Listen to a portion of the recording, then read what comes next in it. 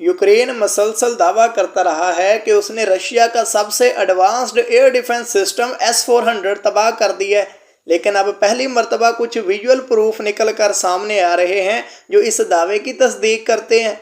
Ukraine के मुताबिक उसने हाई मार्स रॉकेट स्ट्राइक में S-400 की कमांड व्हीकल्स और रडार स्टेशंस को तबाह किया है। इसके अलावा यूक्रेन ने स्टॉर्म शैडो क्रूज मिसाइल्स के जरिए खैरसन रीजन में रशियन मिलिट्री हेडक्वार्टर्स को भी निशाना बनाया है। S-400 को इस HQ के डिफेंस के लिए डिप्लॉय किया गया था, मगर ये स्टॉर्म शैडो को रोकने में नाकाम रहा। पाकिस्तान के लिए इन रिपोर्ट्स को एनालाइज करना बहुत ज़रूरी है, क्योंकि इंडिया का सबसे एडवांस्ड एयर डिफेंस सिस्टम भी S-400 है और पाकिस्तान को इसके खिलाफ काउंटर मेयर्स डेवलप करने ही पड़ेंगे, क्योंकि ये हमारी ऑफेंसिव कैपेबिलिटीज़ के खिलाफ एक बड़ी हिंड्रेंस है। डिफेंस सिस्टम्स के लिए एक बड़ी प्रॉब्लम ये होती है कि इन्होंने खुद डिटेक्ट हुए बगैर अपने टारगेट को डिटेक्ट और एंगेज करना होता है। अगर इनकी पोजीशन एक्सपोज हो जाती है तो एक कैपेबल एडवर्सरी के लिए इन्हें स्ट्राइक करना कोई ज़्यादा मुश्किल काम नहीं होता। यूक्रेन को नेटो के इस बैटलफील्ड सर्वेलेंस सिस्टम तक रसाई हासिल है। नेटो का सर्वेलेंस सिस्टम दुनिया का सबसे कॉम्प्रिहेंसिव सिस्टम है और इससे बचना बहुत मुश्किल काम है। S-400 को लोकेट भी इसी ने किया। डिटेक्शन के बाद यूक्रेन ने इस पर हाई मार्स की रॉकेट स्ट्राइक की।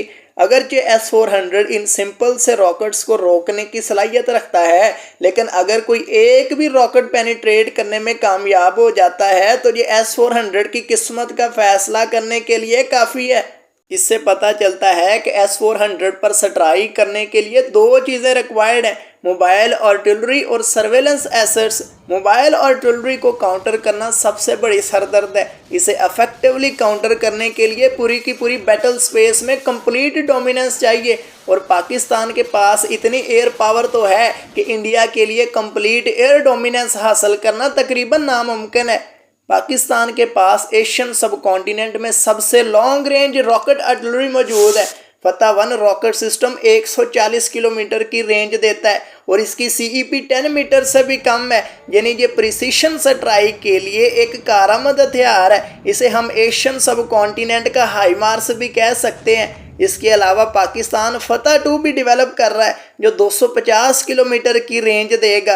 ये एक 2 स्टेज रॉकेट है और 10 मीटर CEP के साथ हमारी प्रिसीशन स्ट्राइक में भरपूर इजाफा करेगा और यकीनी तौर पर S-400 के खिलाफ ये हमारा सबसे ज़्यादा रिलायबल एसेट होने वाला है। इसकी मोबिलिटी की वजह से इसे डिटेक्ट एंड एंगेज करना इंडियन प्लानर्स के लिए एक बड़ी सरदर्द साबित होगी। डिफेंस सिस्टम्स के खिलाफ दूसरी अहम चीज़ सर्वेलेंस है। यूक्रेन को तो नेटो के सर्वेलेंस सिस्टम तक रसाई हासिल थी, लेकिन पाकिस्तान के पास ये सहूलत मौजूद नहीं।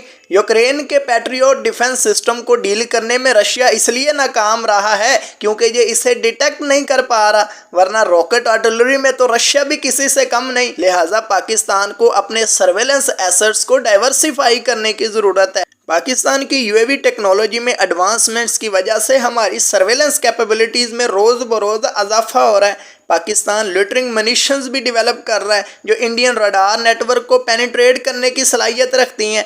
इनमें सबसे टॉप पर इंटीग्रेटेड डायनेमिक्स का M300 आता है। ये टारगेट को डिटेक्ट एंड एंगेज कर सकता है। इसके अलावा integrated dynamics high altitude pseudo satellite पर काम कर रहा है जो 72,000 फीट की ऊंचाई पर प्रवास करता है और 4 महीनों की एंड्योरेंस देता है। ये हमारी सर्वेलेंस कैपेबिलिटीज़ के लिए एक गेम चेंजर साबित होगा।